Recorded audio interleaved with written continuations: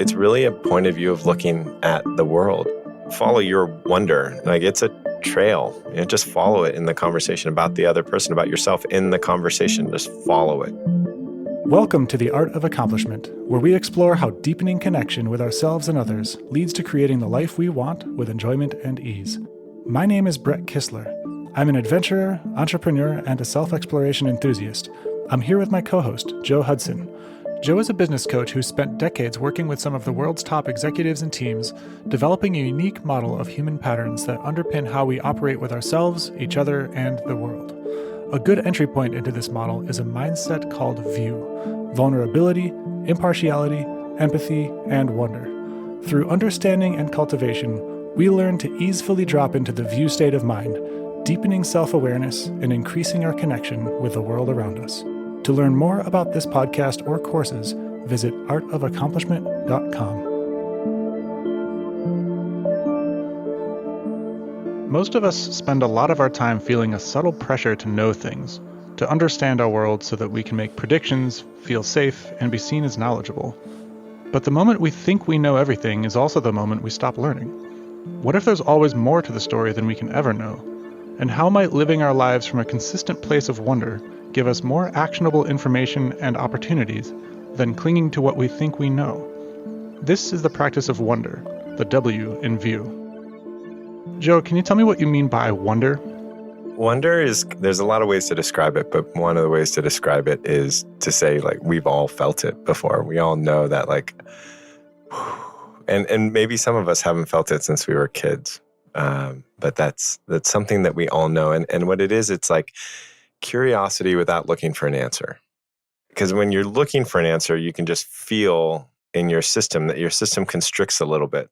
If you're just like, oh my gosh, what is happening here? And there's no pressure to find an answer. Like, an answer may come, but there's no pressure. Then the physical state remains expansive. So it's like that. The other way to think of it is it's like curiosity and awe put together, right? And the thing about awe, the reason I use that word in particular is because if you're awestruck by something, you have a recognition that it's out of your control. It's something that's like beyond you, beyond your ability to maybe even recognize in that moment. And there's only a few things in the way that the human psyche works that creates that. Like, gratitude is another one that creates that feeling of like there's something greater. And acknowledging that you need things is another, because it just, all these things are outside of your control often. Most of the time, we don't say gratitude. Like, I'm really grateful that I kicked ass. I mean, we might occasionally, but most of the time we're grateful for things that are beyond us. And that's the thing about wonder. It has awe because we acknowledge that there's something beyond our ability to even maybe recognize. So that's another way of thinking of it. The other thing that's particularly important to VIEW conversations is that you're in the question, right? There is a time in my life when this question arose, and it was, what am I? Was basically the question. And I was in that question for 10 years. And it wasn't about trying to answer the question. It was about being in the question. I could come up with answers, but every answer was based on some context. I could say I'm my body, but then I would, be in wonder for a while. I'm like, well, which part of my body? I cut my body in half. Which part of my body is me?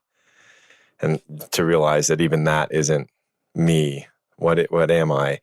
And the power of that was being in the question. It wasn't ever finding the answer to the question. And so that's another way to look at wonder, is that you're in the question. Right. It's like when the moment you come up with an answer, it's like the search stops. But if you stay in the question, there's always opportunity for some other aspect to come in, like some other aspect of yourself to be seen. Exactly. Yeah, that's beautifully put. Yeah. How does cultivating a persistent state of wonder benefit us? What does this do for us? There's so many ways in which it does. I mean, if you just think about those times that you're awestruck, like imagine a life when you're awestruck all the time. And just imagine living a life where that is 10, 20% more of your life. Just even 10 or 20% more awestruck by life. There's this thought process that people share about miracles, and that actually we're experiencing miracles all the time, but we're so used to them, or we can describe enough of them. We can describe like the sun, for instance. You can just be awestruck by the sun. You can answer forever, how it got formed maybe and how it's working. And so, or you see it every day, so there's nothing to be awestruck about. But if you really like just contemplate like, why? Why sun? Why universe? Why cosmos? And goodness, like, how did it, yes, all this stuff happened, but how did it actually come to pass that we were circling the sun? It's just awe-inspiring. And it leads you to places that you can't get to any other way. I was listening to, out of all people recently, the head of Amazon, and he talked about the beginning of his day, he would just wander. He just wanders in his mind, in the space, like that's part of what he does. Because there's a harvest from wandering, or from being in wonder and just exploring without looking for a place to land. And there's a harvest that comes from that because you discover all sorts of cool stuff.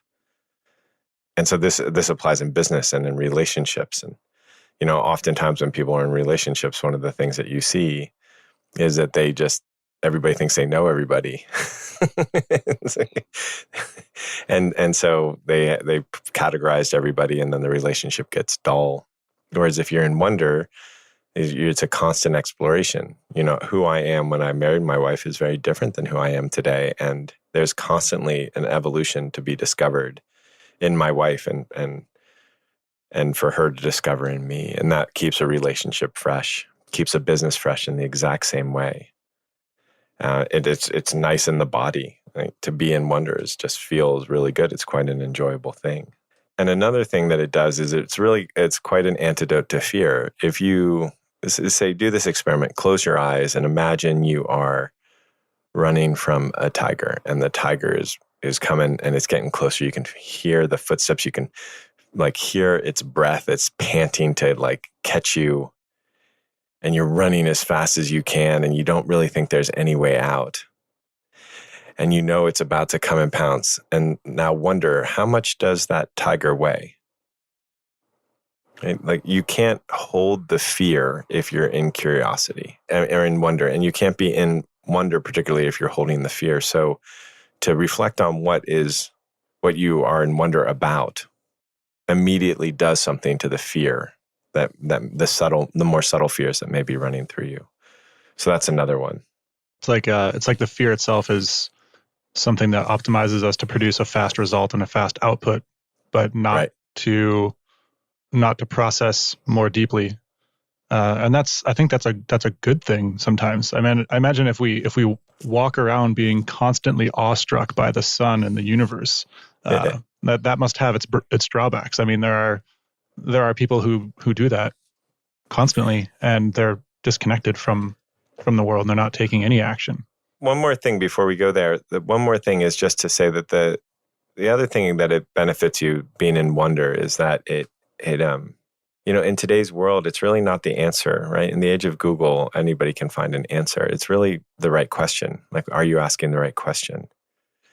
And being in wonder helps you ask the right questions, right? One person can spend their life building Google, and another person can spend their life building the local tire shop, and they can both work just as hard as each other. It's just a different question that they're living in. Or one person can ask, what's the phone that everybody will use? And another person will ask the question, what's the phone that's easy to use? And you're going to get two different phones, right? So being in wonder really helps you understand the value of the right questions is the last one. Right. It can help you break out of the limited context of your previous question into a bigger question. Yeah. Which brings me back to that question that I just had of if we're constantly breaking out of the limited question into the biggest question of why sun, why universe, how do we ground ourselves in that? Is there a going too far with this wonder thing? I don't know anybody who can actually be in a perpetual state of wonder. I've never seen that. There's a way in which there's a way to have a pretty consistent awestruck experience of the world. Is actually interesting. I was recently listening to all these people who'd lived over 100 years. And I know I've actually met a couple as well. And something that they all have in common is that they all have this just like, isn't it wonderful? Or they're talking about like they ate this food and it was just so amazing. Or they were doing little things, but it was these little things in life that just created so much awe and joy and wonder in them. And yet they were 100 years old or more, and they had friends and they had family and they had careers that they had lived through. But that was the thing that they all had in common. And it's just like kids are the same way, right? That they have this amazing wonder in their worlds, and they learn incredibly quickly, right? And if you kill it completely, you can get a task done, but you might not get the right task done. And so, yeah, there's a place where wonder ebbs and flows. It's really about your access to it in the moment. And I think that there is this illusion of kind of like this person who's constantly like disassociated from life, and they're in this constant state of wonder. My experiences of those people is that they're not actually in a constant state of wonder. It's good for books and stuff, but what they actually are is they're in a constant state of a disassociation where whatever is happening in real life is very difficult for them. And so their mode of being able to handle that isn't to fight. It's kind of to disassociate.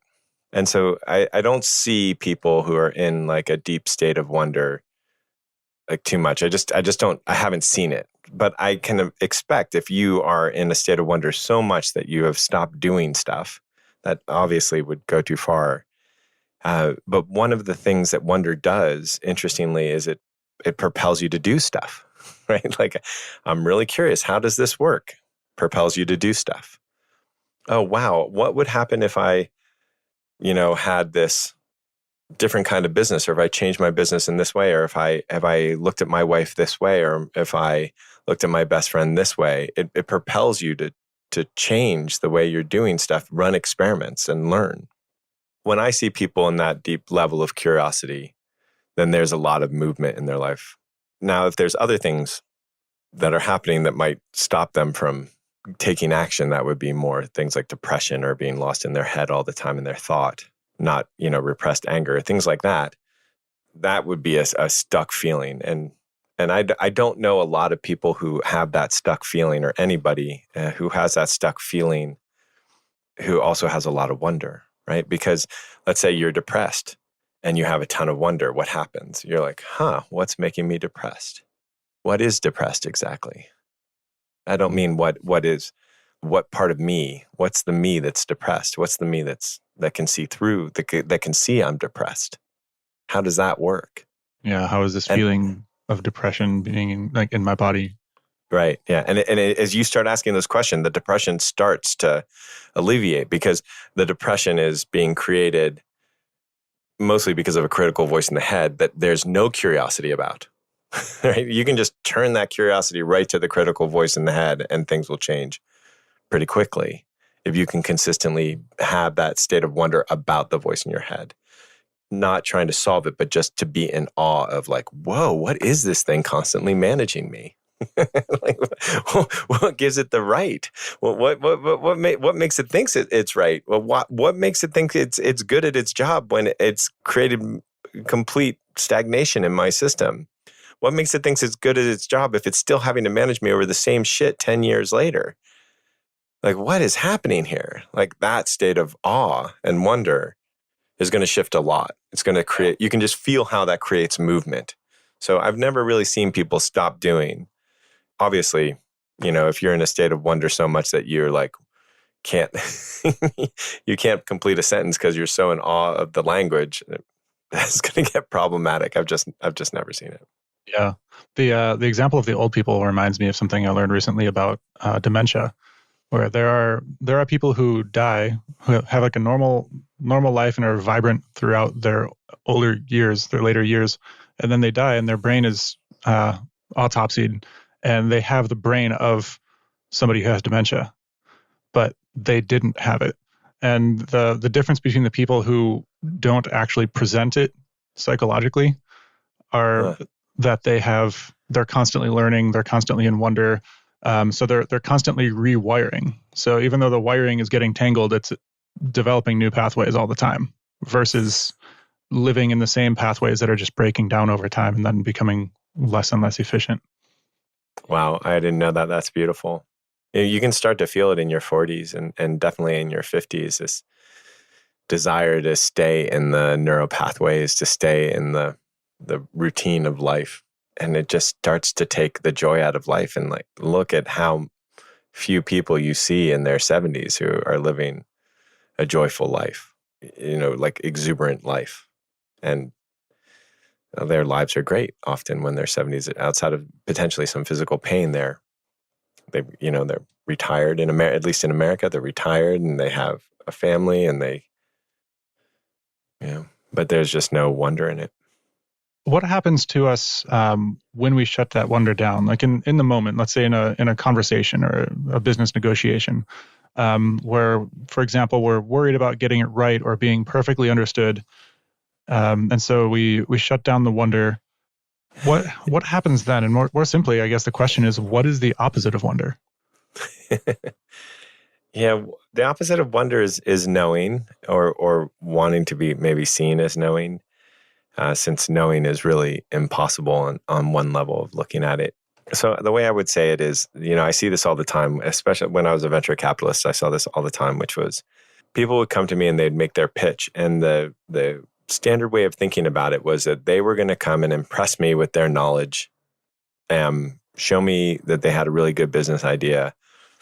And then I would know that they have a really good business idea, and then I would give them money. That would be the kind of the standard way that they would come to the meeting, which is weird because as a venture capitalist, I probably should know more about it than they do because I'm in 10 businesses, or at least the same amount as they do. And so they're coming in with this knowing, trying to share the knowing. And what basically happens is, if I agree with them, I will fund it. And if I don't agree with them, I won't fund it, which is a very limited potential to fund it. Right? And so there's just like this very skinny chance that we're going to agree. But if they come in with wonder, and I had this happen once, I remember I was so blown away by it. It was a great company. It was very successful. This CEO came in to raise the money, and he was like, okay, so what do you need to see to fund? What are the boxes that you need to check off? And I would, immediately told him, because that would save me a shit ton of time, right? Instead of having to listen to, 10 slides on the total addressable market and what the market was like, as if I would hadn't done that research or whatever. And, and then he just went through exactly what I needed to hear. And he started in a place of wonder instead of a place of knowing. And he knew that I would be more attracted to him in a learning journey than I would in a being told what is right and what is wrong. And if you just think about that, like, you look at your friends, look at your friends who know what's right and wrong, and like, how enjoyable is it to be around them, right? I don't know how many companies I've been in where I see somebody and they're like, that's the problem person. I'm like, okay. And then you can meet the problem person. The problem person thinks they know everything. That's the problem person, is they think they're right about everything. There's no wonder in their system. They're also probably pointing at a lot of problem people because they know it. Yeah, that's right. That's right. So they're not in a learning journey with anybody. And nobody wants to be that. What people want to be is in a learning journey with each other. We like to have someone who knows some stuff. Yeah, I mean, it's great. People are listening to this podcast right now, hopefully with the idea that I might know something. But my job is to go on learning journeys with people. My job is to ask them what they know, is to ask open-ended questions to them.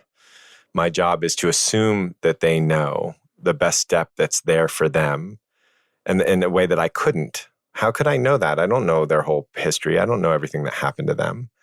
It doesn't matter if I had the wisdom of every human being in the world except for them. They still know more than I do about what they're supposed to do next.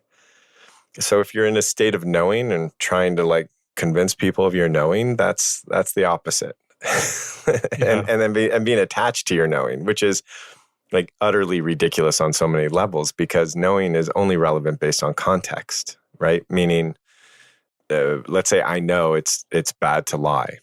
That's a context that I'm assuming. I'm assuming that we're all in the same context of whatever it might be, say suburban living.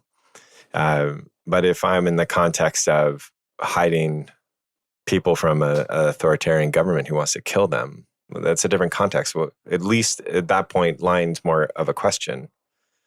For me, it wouldn't be a question. It would be, yes, I would lie to the authoritarian government, but there'd be more of a question about the right and wrongness of it. And so everybody has their own context. And so to think you know something is to not only assume that you know the right answer, but it's also to assume that you know the context of the person that you're going around with. And it's also to assume that they don't have some wisdom in what they're saying, which is ridiculous. We can't be that. So it's far better to be in wonder, and then you're in a journey with the people and you're both learning, and it's like your mutual freedom instead of you're telling them something. Right. So how do you stop like a shutdown of wonder from happening? This collapse into knowing. Like wonder seems like it might be a pretty fragile thing sometimes. Like even being afraid of not being in enough wonder. Like telling myself, okay, now I'm going to walk around the world and wonder all the time. Oh, God damn it, I'm not doing it. Oh, so even that fear might be enough to cause us to start closing down. How do you keep the wonder channel open? Yeah, it's a great question. It's far more of a undoing than it is a doing. It's effort is one of the things that makes wonder more difficult. So, but the trick is when I say it's an undoing, if I say, okay, now I have to go and do wonder, and I have to be in a wonder state of mind, that immediately makes it harder to be in a wonder state of mind. But there's no moment where if you look, there's not something you're curious about. So just keep it really simple. All you have to, like just look around your room right now. There's something that's like wondrous. You don't know even how the bed sheets were made. You don't know who made them. You don't know, like, if the company still exists. You don't know about the detergents. You don't like, and if you happen to be one of those people who knows exactly that, then you don't know about the paint. There's never a moment, especially when you're with somebody else or when you're in nature, when there isn't this opportunity for awe. And so to try to get there takes you away, but to just recognize that there's something in you. And if you see this with like kids, they're just in a state of wonder all the time. I remember this psychological study of when children are most likely to smile when they're infants. And it's not when they're about to be fed, which is what they thought. And they did this by facial positions of what a kid would see before feeding. And it's when they're in being engaged where there's learning happening. And young kids just love to learn until it gets kicked out of them by a parent or a teacher or something like that. Curiosity is our nature. It's absolutely our nature, which means basically being in wonder and investigating. And it's in our nature. And so all you have to do is undo everything that's taking you away from your nature. That's it. And it's simple. It's just like, what is wonderful about this? What am I awestruck about? What am I curious about in a way that I don't need to find an answer? Just what am I going to say next? What are some like examples or steps or pointers that we could bring from this podcast into our lives to cultivate a deeper sense of wonder? Practice is good. It's just asking yourself, what am I in wonder about right now? Is just like, if you just do that 10 times a day, that's a pretty tremendous way to get there. It's really a point of view of looking at the world. If you think about a little kid and he's picking up a frog for the first time and how he looks or she looks at that frog, like that's the way you can look at life. That's the way you can look at your business. Like if you were to say just for a second, if you had two people who were looking at a business and both of them had the same level of knowledge, let's say, and one of them was looking at it with immense wonder and one of them was looking at it with like, I'm trying to solve the problem. What do you think is going to happen with those two people? And so how do you inspire that in yourself is really it's just a question of intention. It's not a question of doing. It's not a question of effort. It's just a question of getting in touch with that part. And if you ever are not there and you can't find your way there, then I really suggest looking at the context of something or questioning the assumption of something. What do you mean by that? Questioning the assumption is a great way to also get out of partiality. um, and to become impartial as well. But it means that if I say to you, oh, life is challenging because I don't have enough work, there's so many assumptions in that, right? There's an assumption that it's challenging not to have enough work. There's an assumption that I don't have enough work. There's an assumption that I should have more work. All of those things, instead of, there could be other assumptions. There could be assumptions like, oh, wow, I have free time to start my own business. It could say, oh, wow, there's something here that's asking me an opportunity here to take my marketing to the next level. There's all sorts of assumptions that one can make about having less work one week than, say, the next week, or 1 year, say, to the next year. And so questioning the assumption that's in your mind is one of the quickest ways to get to wonder, or in somebody else's mind is one of the quickest ways. And then also to question the context, right? So I don't have enough work in America is very different than I don't have enough work in Africa, which is very different than I don't have enough work in Iceland. They're different experiences. And so what's happening there? What makes you think your truth is truth everywhere? Or even true for you right now, because not having enough work for me is priceless. It's like that free time is lovely. So with every tool like this, there's always ways that they can be used in a way that's performative or inauthentic. And I've definitely found myself in a number of conversations where it felt like the other person was pretending to be interested in me, as if they were acting out of some sort of like a curiosity script. And this kind of interaction feels really creepy and probing. How can we cultivate an authentic state of wonder without creeping people out as we like practice and try to be in wonder? Yeah, these are some of you're touching on some things that make, like, if wonder gets a little tilted, it can become a strategy. And as soon as it becomes a strategy, it starts to feel creepy. So I know people who are always asking questions, but that's just to avoid any kind of intimacy about themselves. I know people who are asking questions because it's their way of trying to create intimacy. But if you're trying to create intimacy, it's not intimacy. So yes, I see that happen a lot. And the answer simply is that, like, don't be inauthentic.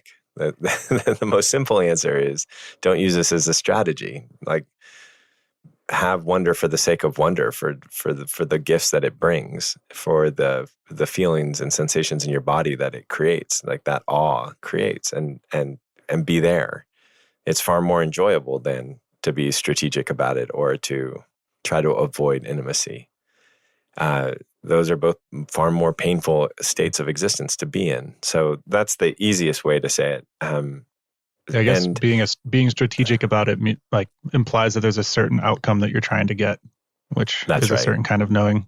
Right. Or a defense you're trying to, an outcome through defending yourself. And if people are creeped out, if you really want to get into wonder, and if you notice that, like, you're asking questions and they start resisting, you can just be in wonder about that. You can be like, "Oh, what's making you feel creeped out right now?" and they might say, like, "What? Like, I feel like I'm being probed. I feel like I'm under an investigation." And then you can be vulnerable or correct or say, "Oh, wow, what do you want to ask me?" You can also just apologize and say, "I'm sorry. Like, yeah, I was kind of asking you questions as a way to avoid myself, or to, or as an experiment, or whatever your ulterior motive was."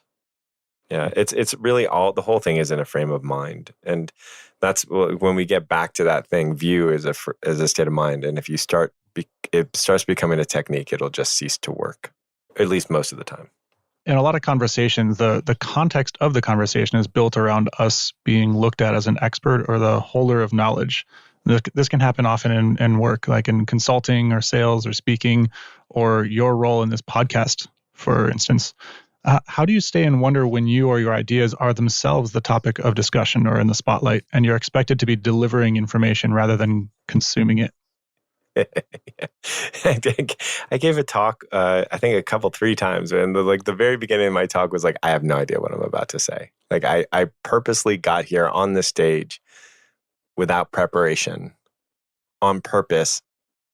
The only thing I had in my mind was to not be prepared when I came on the stage, because I want to talk about what life is like in this state of just being in this moment and seeing what happens, seeing what comes out.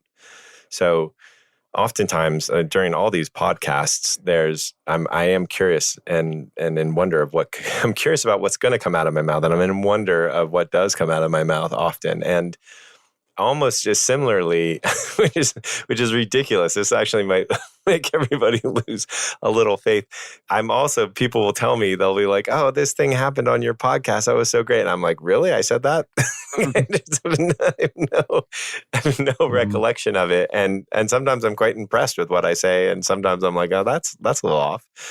To me, being in the question with somebody is far more valuable. And when I think about the idea of, like, let's say you watch a normal TED Talk where there's somebody who's really there explaining some piece of knowledge, and it's like absolutely totally fascinating about it. It's like, it's a wonderful thing to listen to. And it's made even more wonderful if you see their own awe of the situation. If you see that they're still in the question, that someplace in there's a question that they're still living in. And then you really want to be there with them.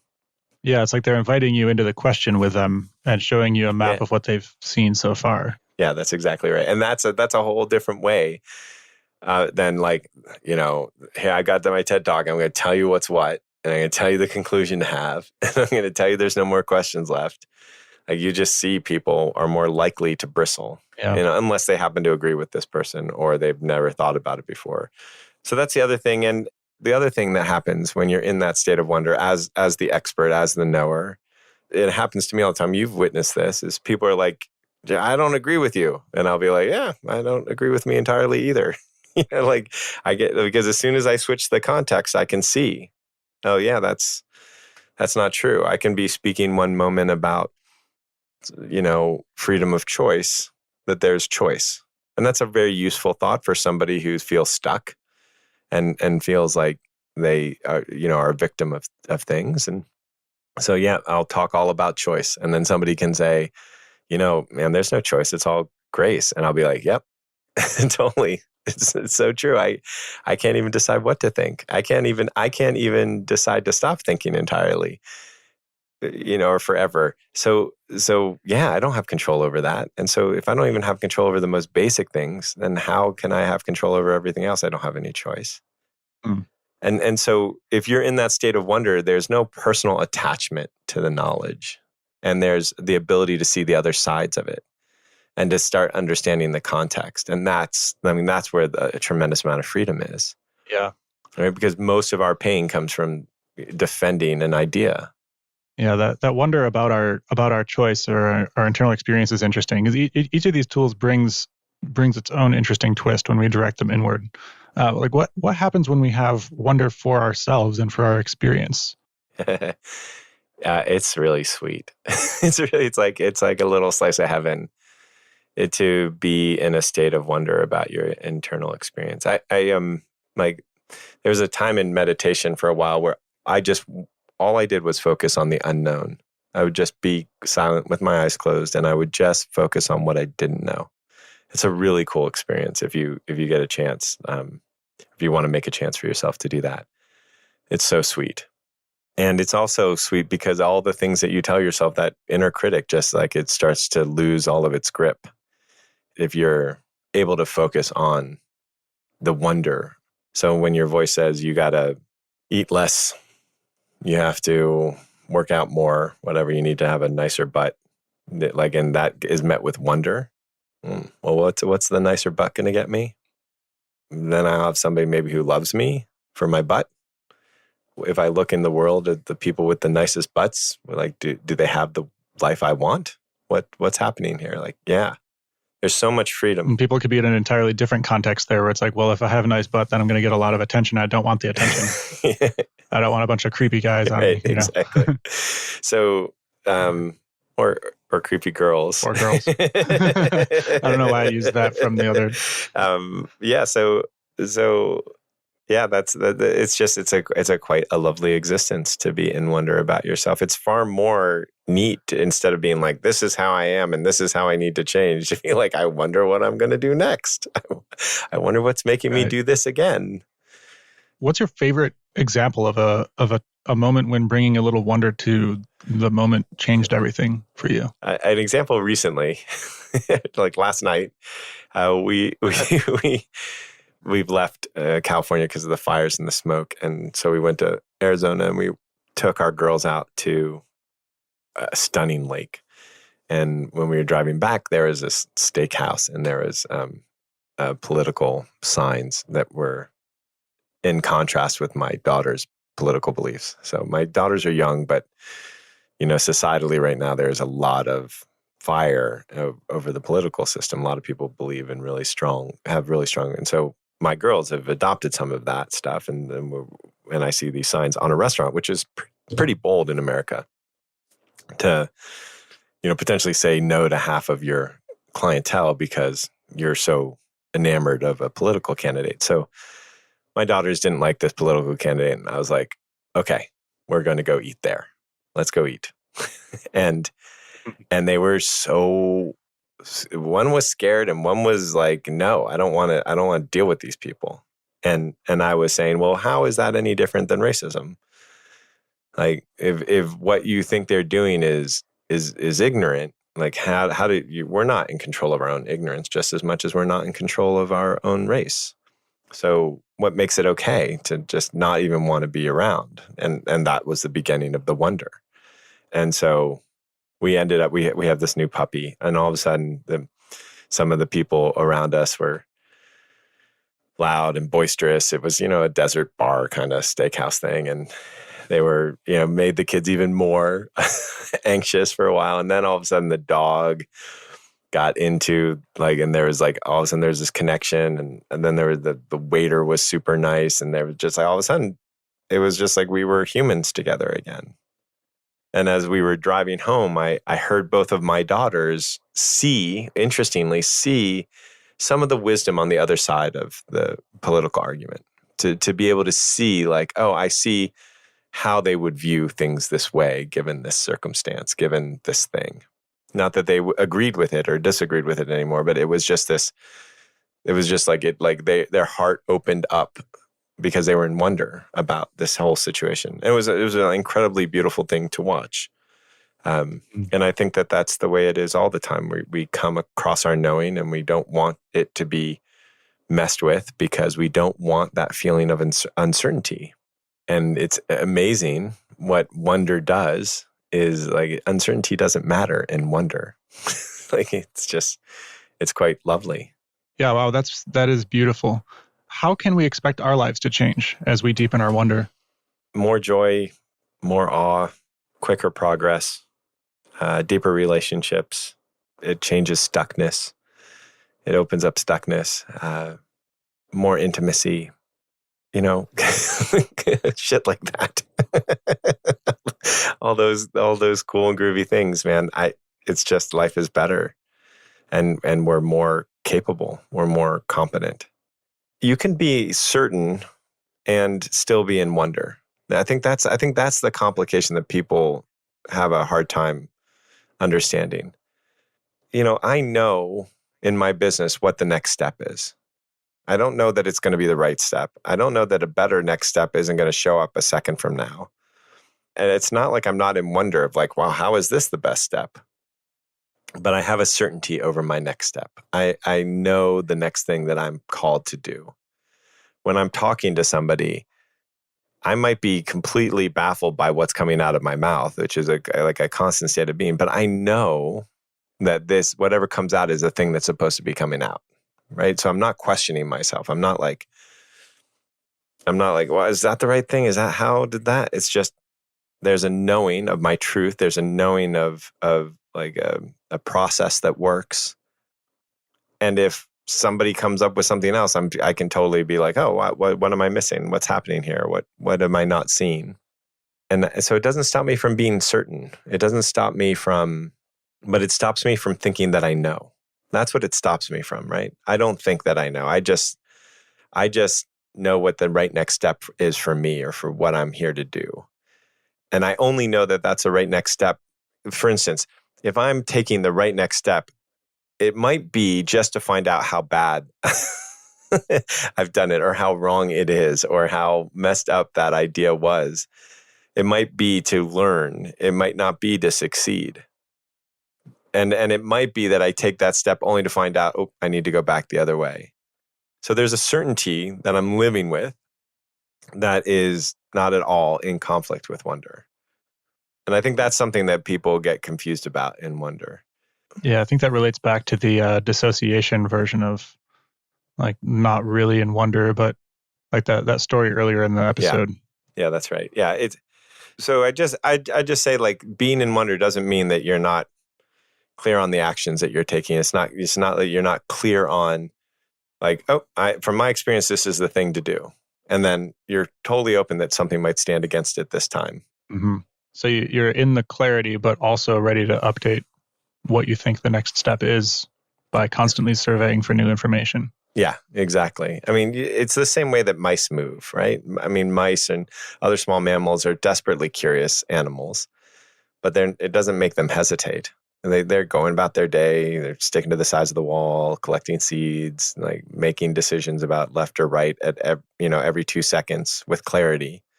And yet they have this deep level of like, what's this? What's this? How do I? Can I get through here? Like, what's happening? What's happening? Unless they're traumatized and freeze up in fear, right? Which is what we do sometimes. Exactly. Yes, you can traumatize animals too. Yeah. So let's tie all of this back into view and like a view conversation. How can you summarize some pointers that we could use to bring more wonder into our view conversations?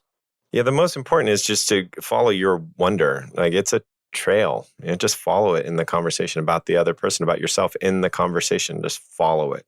And if you're going to have to hold an agenda, right? If you're going to be partial about anything, be partial about staying in wonder. Like that's the thing. And you're treating it, like I said, like a kid holding a frog or a lizard for the first time. Also, just seek what you don't know, right? So oftentimes, you'll be presented with data from a person. My mother did this, my father did this, and this is how it's affecting me. And what is it then to say, what do I not know? So I just got told all this information, and there's a thought process that the first thing I'm supposed to do is take all this information and then spit out a good question. What if the thing you're supposed to do is first find out all the things you don't know? Because often if someone tells you the story, they're telling you all the things that they know. So there's no new information. But if you start focusing on what you don't know, it might also be stuff that they don't know. So that's another thing that you can do. And then as we talked about questioning the context and the assumptions, those are all ways to be, in wonder. But more importantly, it's like to be in awe of what's happening for that person. It might be, you have this friend and you have a friend who's constantly telling you about how the boyfriend isn't working. And you're just like, oh, you gotta stop talking to me about this, right? I mean, we all have this friend or have had this friend at some point in our life who is in their loop, and then they bring us into it with a conversation every week or so. And like, what are you in wonder about there? What's the thing that you don't know? What's the thing that you have just like, how, like even maybe the question is, how do you keep doing this? What is it that's working for you here that keeps you in this relationship?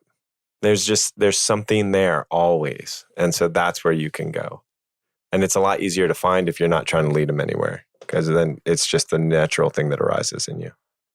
All right. So let's close this episode a little bit differently. I'd love for you to tell me about your most spectacular, epic fail, wonder faceplant, like a moment where just a little more wonder could have gone a long way, but you just didn't have it. Oh, oh, good. Let's see. The biggest one. So in college, I had the honor of being kicked out of my first college. Beyond that, I had the honor of having like a 3.95 grade point average and getting kicked out of my college at the same time. Oh, wow. And that could only be done if I was in knowing instead of wonder.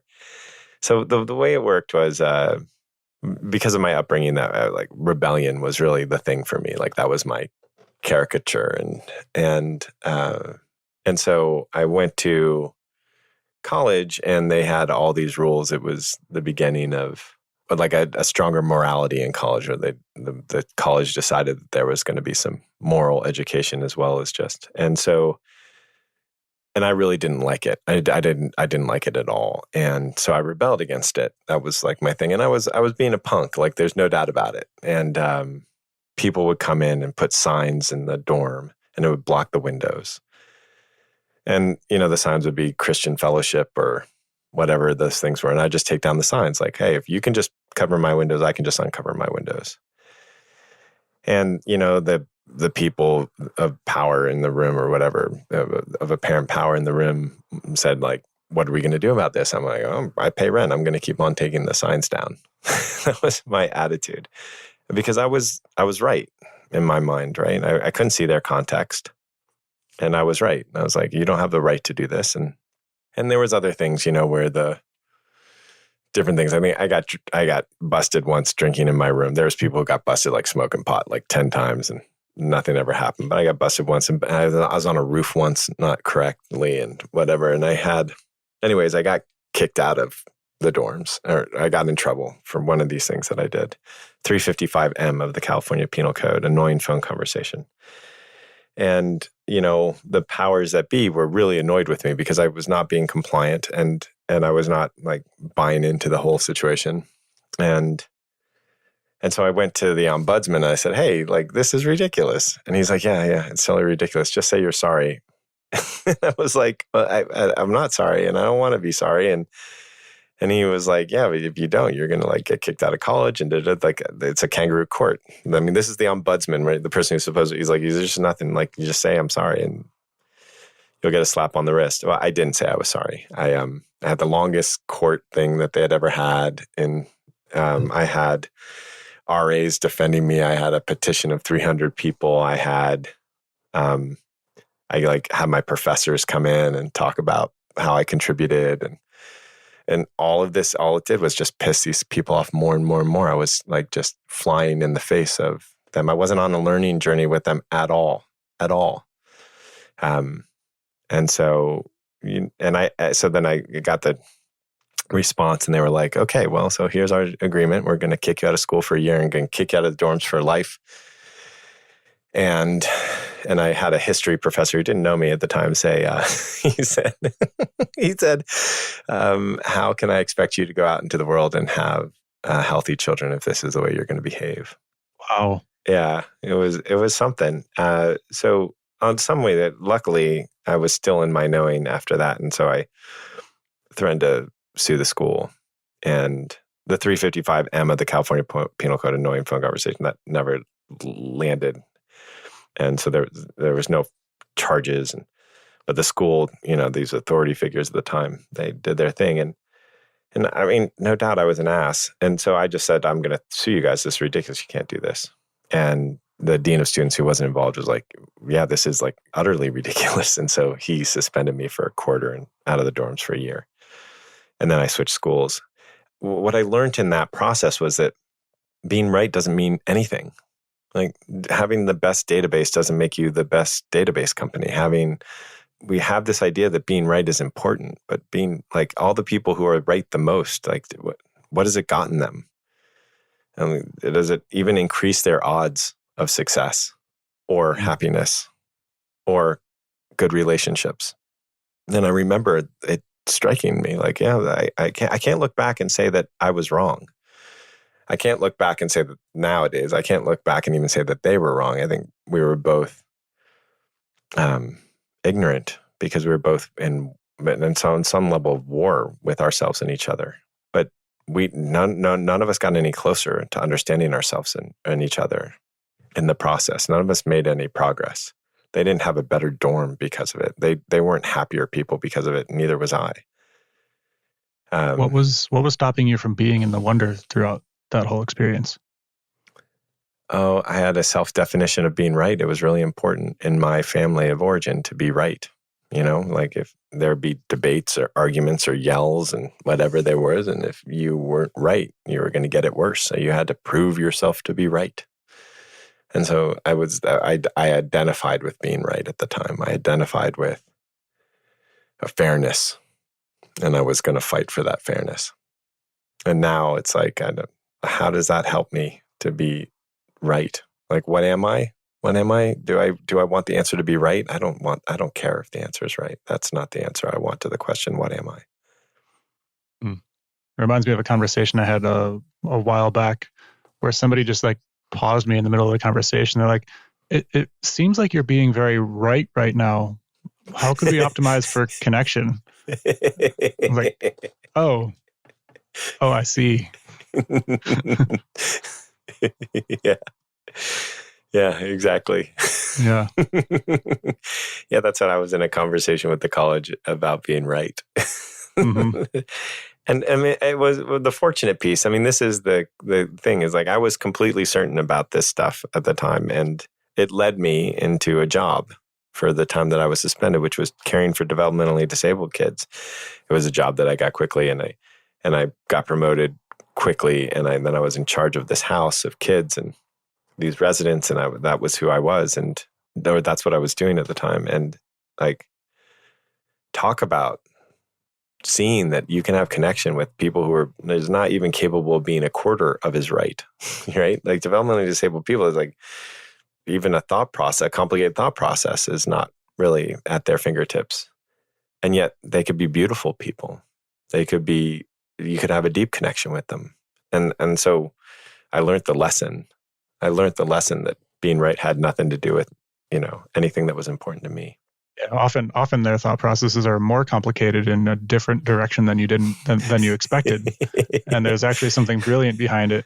Yeah. Or beautifully simple that you'd overlooked. Yeah. If you sat in wonder with these guys, you were in for a treat. It was frustrating at times too, no doubt, but you were often in for a treat if you could just sit and wonder with them and see the world through their eyes. Yeah. Well, that wraps it up for View. And thank you very much, Joe. And I wonder what our next episode will be. Me too. Oh, thanks, Brett. It was a pleasure as always. Thanks for listening to The Art of Accomplishment. If you enjoyed what you heard today, please subscribe and rate us in your podcast app. We'd love your feedback, so feel free to send us questions or comments. You can reach out to us, join our newsletter, or check out our courses at artofaccomplishment.com.